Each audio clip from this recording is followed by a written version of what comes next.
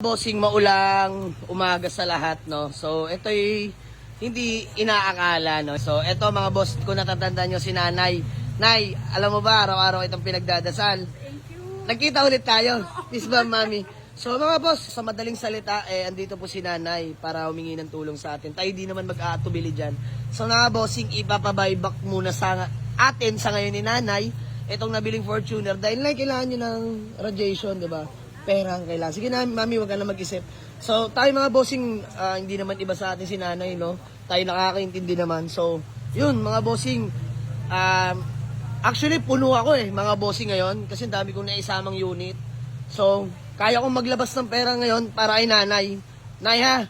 Sige, naintindihan naman kita. Actually, mga boss, hindi muna kami dapat buying, Kasi, ang daming unit. Tapos may order kasi ako ngayon mga bossing na 5 unit na paparating. Magkanong capital din ang ilalabas ko. Pero ayun nga, bigla-biglang dumating si Mami na kailangan niya daw ng pampa-check up.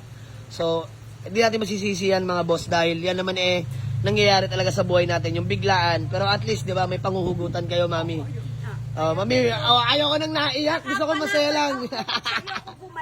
Yes. So ayun mga bossing, napaka-pogi ng Toyota Fortuner na yan. So ang dami ng upgrades nila mamis when it comes to accessories, no? Ayan, mga mating, karmating, lahat, etc. So yun, nakakatuwa dahil inalagaan din naman nila. And si Tatay Tay, shout out. So sige na mga bossing, mag-uusap lang kami. Tapos bigyan na natin full cash ngayon sa kanila. Let's go. Bossing ang ating Toyota Fortuner before na nabenta natin kila Tatay. So okay lang, walang problema mga boss. Kailangan din talaga nila ng cash. Okay lang yan. So, ano Ben? Ganun pa rin. Walang pinagbago. Ben, open mo yung hood. Check natin. Check ko muna dipstick. So, okay naman. Sige. Boss, walang talsik, walang usok. Bilib talaga ako sa Toyota Fortuner na to. Grabe. Well maintained. Alaga talaga nila Tatay.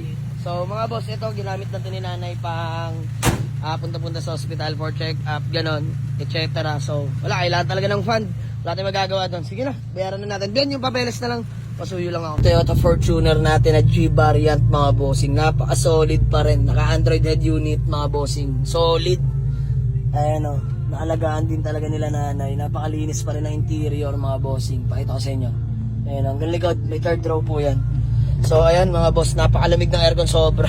So nakarehistro to, all window properly working. Tapos ang malapit dyan mga bossing, mga bossing, naka full exhaust to mga bossing Ayan, naka full exhaust po yan mga bossing. Sobra solid ng ating Toyota Fortuner na to. Ayan. Grabe. So di natin nagkatubili i-buyback. Need di Mami ng money. Ito, nag-book na yun ng Grab. Ako na magbabayad ng Grab tsaka pagkain niya ha. Thank you. Sige po. Pagaling ka ha. Lagi ka namin pinagdadasal. Kaya nung pagbaba mo yan, hindi pwede hindi kita makilala. Ayoko nang naiyak Mami ha. Sige na. Okay na. Binook na lang namin sila ng Grab mga boss. So sir, magkano sa Grab? Magkano sa Grab? Ito po. 544. Ito po, 2,000. 500 lang po yung Grab ha. Salamat ha. Apo, may pangkain pa po kayo. Kahit hanap po sasakyan na ka. Hanap pa kita ulit ha. Sige, kailangan doon ni Mami ng small car. So sige na, alukan natin sila ng malit na sasakyan. Mami, ingat kayo. Bye-bye. Sige po. So, ayun mga bossing. Nasa atin na ulit yung Toyota Fortuner. Ayan, binayback na natin dahil kailangan pa pa-check up ni Mami. So, no problem. Mahalaga nakatulong tayo mga bossing, no? Yun naman ang hari natin. Kumita, andyan lang yan, pero makatulong sa iba.